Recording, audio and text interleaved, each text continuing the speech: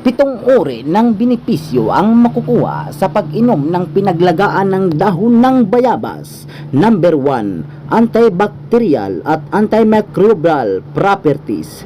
Ang nilagang dahon ng bayabas ay mayroong antibacterial at antimicrobial properties na maaaring makatulong sa paglaban sa impeksyon mula sa bakterya at virus.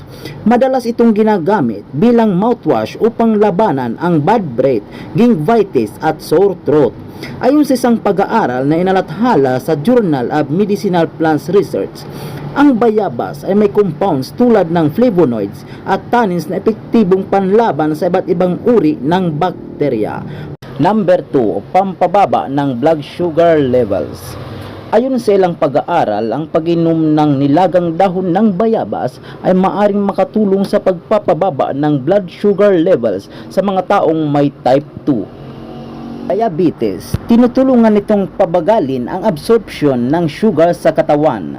Ayon sa Nutrition, ang Metabolism Journal, pinapakita ng ilang pag-aaral na ang pag-inom ng tsaa ng dahon ng bayabas ay maaring magpababa ng blood sugar levels matapos kumain.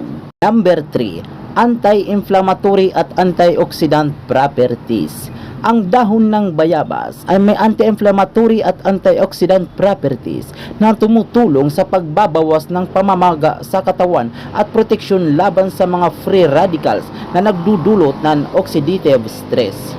Ayon sa mga eksperto, ang quercetin at vitamin C na matatagpuan sa bayabas ay nagbibigay ng proteksyon sa cells mula sa inflammation at mga sakit tulad ng arthritis. Pampahupa ng pagtatae. Ang dahon ng bayabas ay tumutulong ito sa pagpatigil ng pagdumi at pagbawas ng cramp sa tiyan. Ayon sa Journal of Ethnopharmacology, ang bayabas ay may tannins na may anti-diarrheal properties na nagdudulot ng contraction sa intestinal lining na nagreresulta sa pagtigil ng pagtatae. Number 5, pampaganda ng balat. Ang paggamit ng pinakuluang tubig ng dahon ng bayabas bilang panghugas o pag-inom ay maaring makatulong sa pagpapakalma ng acne, pimples at iba pang skin issues. Ang antibacterial properties nito ay nakakatulong na linisin ang balat mula sa bakterya na sanhi ng impeksyon. Pinakita ng mga pag-aaral na ang dahon ng bayabas ay maaring mag-reduce ng redness at pamamaga sa balat. Number 6, pampabawas ng ubo at sipon. Maaring gamitin ang nilagang dahon ng bayabas bilang tsaa upang makatulong sa pagbawas ng ubo, sipon at pananakit ng lalamunan. Pinapalakas din nito ang resistensya.